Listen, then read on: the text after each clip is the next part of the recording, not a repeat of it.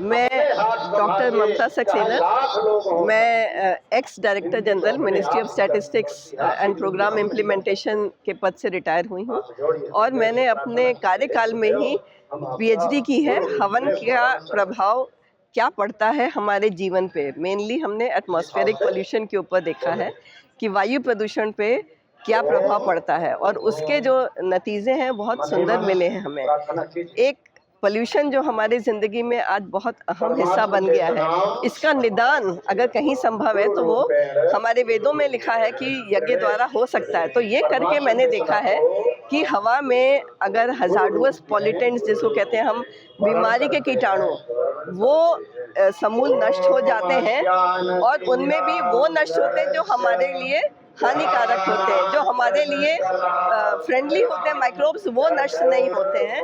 ये हमारे कुछ रिजल्ट्स लगे हैं। हमने हवन किया था, हवन के एक दिन पहले हमने हवा में जो बैकग्राउंड था उसमें कितने बैक्टीरियाज, कितने फंगस है और कितने पैथोजन है वो देखे। फिर नेक्स्ट डे हमने हवन किया और उस हवन के बाद उसमें कितने कम हुए वो देखे और उसके बाद हमने उसको 7 दिन तक आगे देखा कि कितना फर्क आ रहा है। तो ये देखिए, बैक्टीरियाज हवन के एक दिन पहले 90 थे, ये हवन वाले दिन घट करके 37 रह गए और उसके बाद ये 7वें दिन और घट करके 7 रह गए थे। इसी तरीके से फंगस जो है ये बैकग्राउंड में एक दिन पहले 32 थे, जिस दिन हवन किया उस दिन ये 10 घट करके रह गए और उसके बाद 7वें दिन ये घट करके 4 थे। पैथोजेंस पे अगर देखेंगे तो ये बैकग्राउंड में 14 थे और हवन वाले दिन घट करके ये 4 हो गए थे। उसके 7 दिन बाद भी ये 3 थे। तो यानी कि बड़ा एक आपको अभूतपूर्व रिजल्ट्स मिले हैं। हवन एक दिन किया और उसके प्रभाव जो था वो हवा में 7 दिन तक बना रहा। तो एक हवन के लिए जो कहते हैं ना कि ये एटमॉस्फेयर को बैक्टीरियोस्टैटिक बना देता है, मतलब कि इसमें बैक्टीरिया, फंगस, जो माइक्रोब्स हैं ये पनप नहीं पाते हैं। वो यहाँ पे हमको दिख रहा है कि एक दिन हवन का प्रभाव 7वें दिन भी और ज़्यादा इफेक्टिव है। फिर जनरली लोगों को ये लगता है कि ये प्रदूषण नहीं करता। ये जो हमारे लिए जो SO2, NO2 ये हानिकारक गैसेस है, इनके ऊपर भी प्रभाव देखा है। तो हवन के एक दिन पहले बैकग्राउंड में ये 56 ppm थे, जो हवन के एक दिन के बाद घट करके 29 पे आ गया था और उसके भी एक दिन के बाद ये 22.5 पे आ गया, घट गया। NO2 नाइट्रोजन डाइऑक्साइड और सल्फर डाइऑक्साइड जो था वो बैकग्राउंड में एक दिन पहले 11 था, जो हवन वाले दिन घट करके 1.5 रह गया और उसके एक दिन बाद ये बिलो डिटेक्शन लेवल चला गया। तो ये एक बहुत बड़ी फाइंडिंग है। ये ट्रेंड्स है, दिस शोज कि घटने का ट्रेंड रहता है। अगर हम हवन कर रहे हैं तो पोल्यूशन घटता है कहीं ना कहीं। इसी तरीके से लोग कहते हैं ना कि धुआं करता है, धुएं में पोल्यूशन होता है। अगर आप इतना धुआं करेंगे, जो आज प्रॉब्लम ये दिख रही है ना कि लोगों को पता नहीं है कि साधारण धुआं और हवन के धुएं में क्या फर्क है। हाँ, तो ये हमने कंपैरिजन किया हुआ यहाँ पे। एक जगह पे हमने साधारण धुआं किया गया था, वहाँ का प्रभाव, और जहाँ पे हवन किया था साथ साथ किया है। जहाँ पे हवन किया वहाँ देखिए बैकग्राउंड में 52 थे बैक्टीरियाज, ये घट करके हवन वाले दिन 31 और उसके एक दिन बाद 11 थे ये। इसी तरीके से फंगस जो थे ये इस 19 से घट करके 6 हो गए और पैथोजेंस 3 से घट करके 2 हो गए थे हवन वाली जगह पे। लेकिन वहीं पे जहाँ पे हमने हवन नहीं किया, सिर्फ धुआं किया, साधारण धुआं, वहाँ पे आप देखिए बैकग्राउंड में 27 थे। ये जिस दिन एक्सपेरिमेंट करके साधारण धुआं किया गया वहाँ बढ़ गए, 49 हो गए। उसके बाद और बढ़ गए, एक दिन बाद 57 हो गए थे। इसी तरीके से अगर आप फंगस देखेंगे तो जहाँ पे हवन नहीं हुआ था, साधारण धुआं था, वहाँ पे ये पहले 7 थे बैकग्राउंड में और ये बढ़ करके 25 हो गए एक दिन बाद। और इसी तरीके से पैथोजन जो थे वो 2 थे, वो डबल हो गए, बढ़ करके 4 हो गए एक दिन बाद। तो ये क्या दिखाता है कि जहाँ पे हमने हवन नहीं किया, साधारण धुआं किया गया, वहाँ वो पोल्यूशन था, प्रदूषण था। पर जहाँ पे हमने हवन किया वहाँ वो मेडिकेटेड फ्यूम्स थे, उनसे जो प्रोडक्ट्स बने उनसे ये पूरा एटमॉस्फेयर में कीटाणु जो है ना वो नष्ट हो जाते हैं।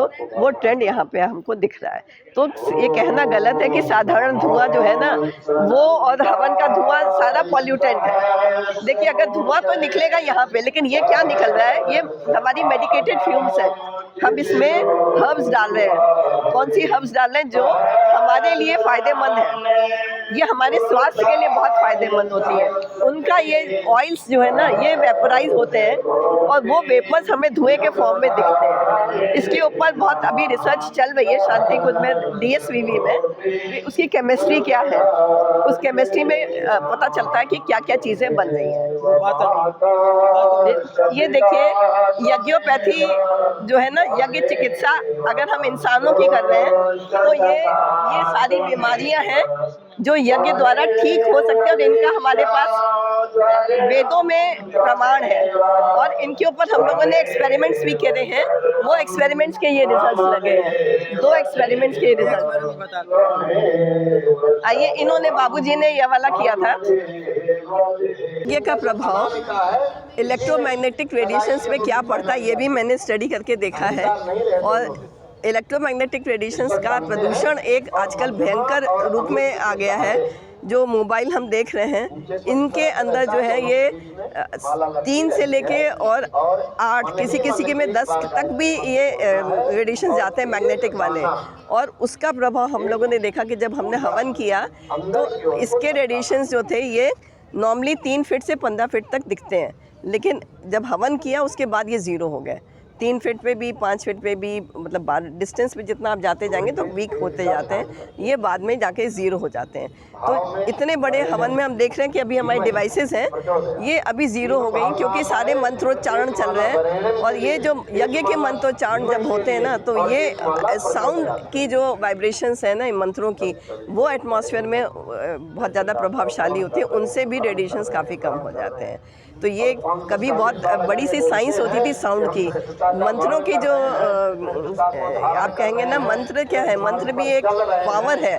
जो साउंड हम रिपीट करते हैं बार बार वो वाइब्रेशंस बनती हैं सारी, और वो वाइब्रेशंस जो है सब तरफ फैल करके ना जो इफेक्ट चाहिए हमें उसका स्पेशली वो मंत्र होता है वो लेके आती है। तो यज्ञ में जो प्रभाव आता है वो 90% मंत्रों का आता है। 10% जो हम उसमें हवन सामग्री डाल रहे हैं स्थूल, वो प्रभाव उससे आता है। 90% सूक्ष्म प्रभाव जब हम मंत्र बोल के स्वाहा करते हैं वो जो एनर्जी जनरेट होती है जिसको हम कहते हैं वो प्राण ऊर्जा को खींच के लाती है। वो प्राणिक ऊर्जा जो है वही सबको अंदर से ना कहते हैं यज्ञ में जाइए अच्छा लग रहा है, वो अच्छे की फीलिंग आती है।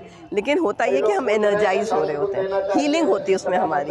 कई बार यज्ञों से जो कहते हैं ना कि बीमारी ठीक होती है, तो सिर्फ यज्ञ में आप अगर बैठ रहे हैं और आप इसमें नियमित रूप से करें तो जो साउंड वाइब्रेशंस उसमें निकल रहे हैं वो आपको अंदर तक हील कर देते हैं, आपके अंतःकरण को भी ये हीलिंग देते हैं। तो ये बहुत बड़ा प्रभाव है।